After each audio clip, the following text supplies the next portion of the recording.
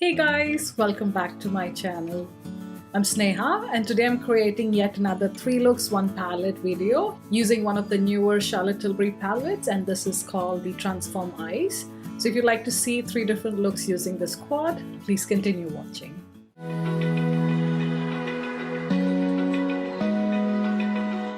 For this first look, I'm starting with the shade number 4, which is this orange shade. And when I first applied it into the crease, you can see that it looks quite pigmented. But as I blend the shade out, you can see that it becomes quite soft and diffused. So therefore, if you do want to see a nice pop of orange, you do have to layer it up quite a bit, or you have to use a flat brush to really pack on the shade where you want it to show, if that makes sense. Then I'm just taking a pencil brush to run the same shade along my bottom lash line. And then with the same brush, I picked up the shade number 3, which is the dark brown shade. And as I was applying it to the crease and trying to blend it out, it was kind of skipping on certain parts of my crease. So then I switched the brush. So I tried to blend it out with the blending brush that we first used. And that was helping a bit, but I did want quite a bit of intensity in the crease. So I switched brushes. I then used the Sigma E36, which is a small blending brush, and I used that to build up the dark brown shade in my crease. So with this brush, I was able to both apply the shade in the socket as well as slightly blend it out. And just to blend out the edges between the dark brown with the orange we had applied earlier, I did use a bit of the orange shade as well, just to blend out the edges between the two shades. And then finally just running the larger blending brush just to make sure there are no harsh edges. Next I'm using the shade number 1, which is this light champagne gold shade. I'm going to apply this to the eyelid portion, staying below my crease. But since that was not intense enough, I did spray my brush with some MAC mineralized charged water, I believe. And I'm going to pack that shade right on top. And as you can see, just going in with a damp brush really makes the eyeshadow pop a little bit more. Then I just went back in with that small blending brush just to diffuse out any edges between the champagne gold and my crease colors. Then using an angled brush, I decided to use the same brown shade as an eyeliner along my lash line. So I just dampened my brush with some water and just running the eyeshadow along my lash line. So here's another way you can use certain darker shades in your palette if you feel that they're too dark for your skin tone. Just going to draw a line close to my lashes, not winging it out too much or anything, just staying close to what my natural eye length is. Then I'm just taking a nude eye pencil along my waterline, and then quickly adding some mascara to my top and bottom eyelashes. And that's the finished look.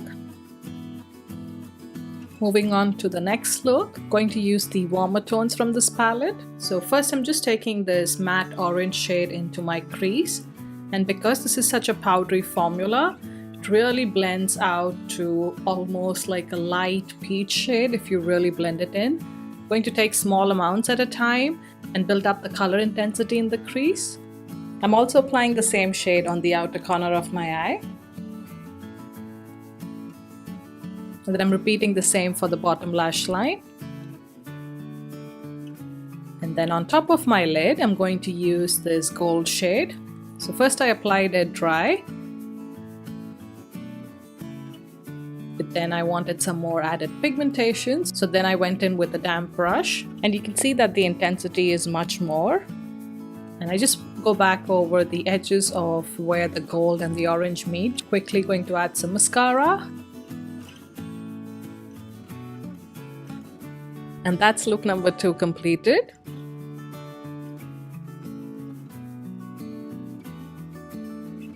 For the last and final look, I'm going to use this dark brown shade, which is shade number 3 from this palette.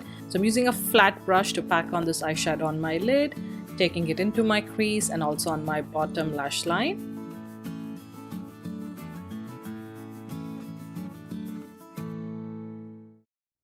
And then I'm taking a fluffy blending brush and I'm going to blend out the edges of the eyeshadow so there are no harsh edges. Then I'm going into shade number 1, which is that champagne gold shade. I'm going to run a very small amount just on the arch of my brows. Then I'm using a L'Oreal black coal. Feel free to switch up with any other black pencil or even a brown one if you want a softer look. And just layering it on my bottom waterline and really closing my eyes quite tightly so that it transfers to the top waterline as well. And then I'm running the same black coal along my lash line, just along the outer half of my eyelid, not bringing it in towards the inner corner, and blending it out with the flat brush. And then once I've blended that out, I'm also adding some just to the outer corner of my bottom lash line. And again, just blending it out, ensuring that the smoked out black coal meets at the outer corner of my eye. And then as a last step, I'm just running some of that brown eyeshadow once again, right on top of the smudged out black coal, just to marry the two products together. And that's pretty much it. I just finished the look with some mascara. This is the Charlotte Tilbury Legendary Lashes Volume 2, which is her latest mascara. I've really been enjoying using this. And that's look number 3 complete. So moving on to the review of the palette. So this is what the palette looks like inside. Against my skin tone, you can see how these shades look. So I would say overall this palette is kind of in between. You do get a couple of warm tones and also a cooler tone brown eyeshadow in this palette, which kind of makes it versatile, I would say. So you can create both warm toned looks, such as the one I have on my eyes right now, or also opt for a more cool toned or mix the two for kind of a neutral eye look. Now with this quad, you get 2 shimmery eyeshadows and 2 matte eyeshadows. The matte eyeshadows are quite powdery, so if I bring the palette closer, hopefully you can see how much kick up there is. I used the gold and the orange ones today, and you can see that there is some kick up in the pans. So the mattes tend to blend out quite easily, which is great, especially for a beginner. And the shimmers are not too intense unless you intensify it by applying it damp. So the gold that you see on my eyelids, I've applied it with a brush that was damp with water. So overall, I think this palette is a good beginner-friendly palette just because the colors are not super intense and they do blend out quite easily. Now for the demos, I've already primed my eyelids with the NARS Eye Primer as always, and I've not powdered my eyelids. I went straight in with this palette just because I've noticed with this palette that the eyeshadows blend out quite easily and I don't need another powder underneath. So the 4 shades in this palette are the first light champagne gold, which is called Prime. The second one, which is the gold eyeshadow I have on my eyelids, which is called Enlarge. This number 3, which is like the cool toned matte eyeshadow, is called Define. And finally, number 4 is the shade Pop, which is that beautiful terracotta orange eyeshadow.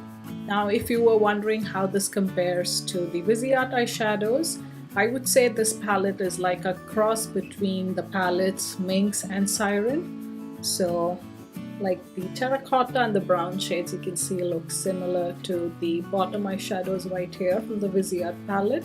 The champagne gold looks similar to this one, just with a little bit more gold tones to it.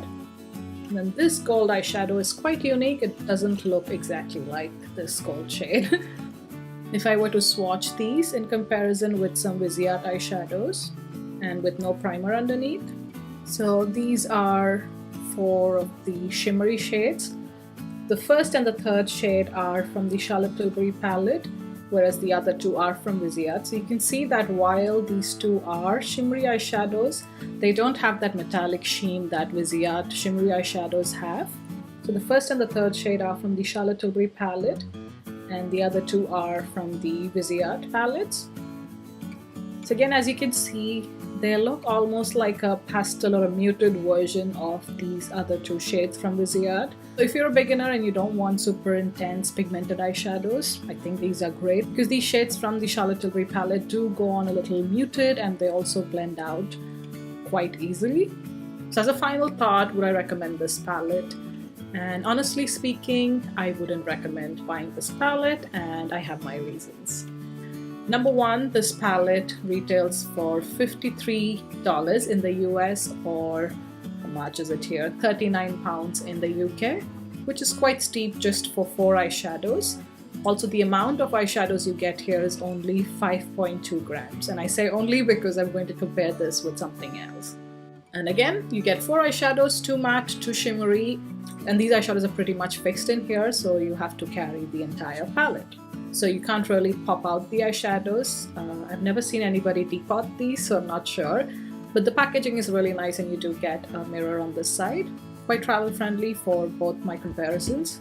On the other hand, when you compare them to Viseart Theory palettes, so like these, you get 3 matte eyeshadows and 3 shimmery eyeshadows. So you get 2 eyeshadows extra for this. The price is $45 in the US and £35 in the UK.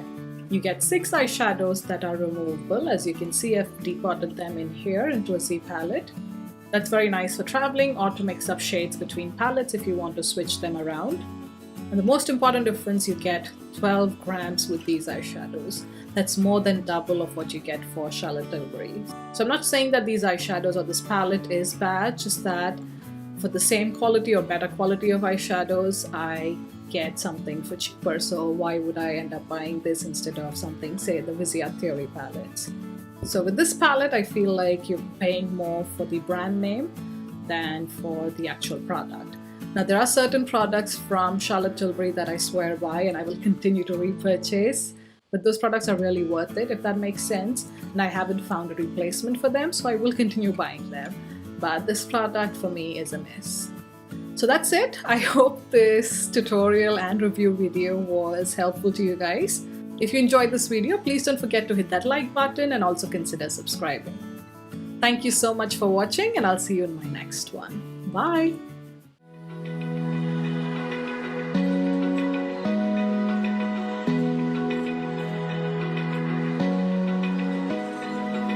Open eye, feel the waves cut through me.